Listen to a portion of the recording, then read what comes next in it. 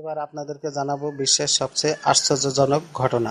বিয়ের ৪৫ দিন পর মা হয়ে চাঞ্চল্য সৃষ্টি করেছে দিনাজপুরের বীরগঞ্জে এক মাদ্রাসা ছাত্রী। অনুসন্ধানে জানা যায়, বিয়ে সন্তান জন্মদানের পর সন্তানকে মেরে ফেলার চেষ্টা করে তার মা।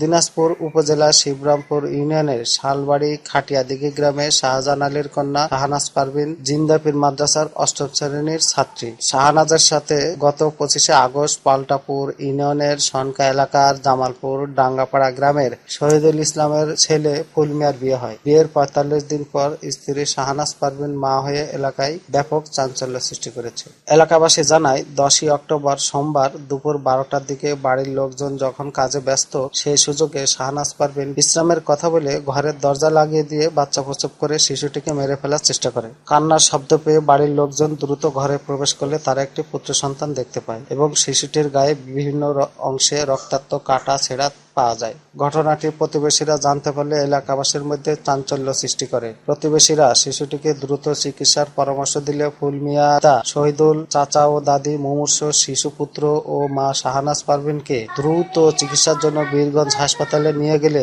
চিকিৎসকের পরামর্শে তারা দিনাজপুর মেডিকেল হাসপাতালে নিয়ে ভর্তি করে চিকিৎসার ব্যবস্থা করে। সংবাদ পেয়ে দিনাজপুর মেডিকেল হাসপাতালে গেলে ফুলমিয়ার চাচা জানায়, শাহনাজ পারভীনের ফুপু কলেজ ছাত্রী শাহিদা আক্তার, তামান্না, খাদিজা, ফুপা শাহিন মা ছেলেকে লুকিয়ে হাসপাতাল থেকে পালিয়ে নেওয়ার চেষ্টা করে। শাহনাজ পারভীন এর মাধ্যমে তারা শিশুটির প্রকৃত জন্মদাতার সংবাদ জানতে চাইলে সে একই এলাকার নানা আব্দুল জলিলের পুত্র মামুন বলে জানায়। ফুলমিয়া জানায়, ১১ই অক্টোবর সন্ধ্যায় তারা শাহনাজ পারভীনকে দিনাজপুর মেডিকেল হাসপাতাল হতে বাড়িতে নিয়ে আসলে তার পরিবারের লোকজন এসে মা ও ছেলেকে নিয়ে তাদের বাড়িতে যায়। শালবাড়ি এলাকাবাসী জানায়, একদিকে নাবালিকা ৮ম শ্রেণীর ছাত্রীর বিয়ে, অন্যদিকে শিশুপুত্রকে হত্যার চেষ্টার কারণে মেয়েটির কঠিন শাস্তি হওয়া দরকার।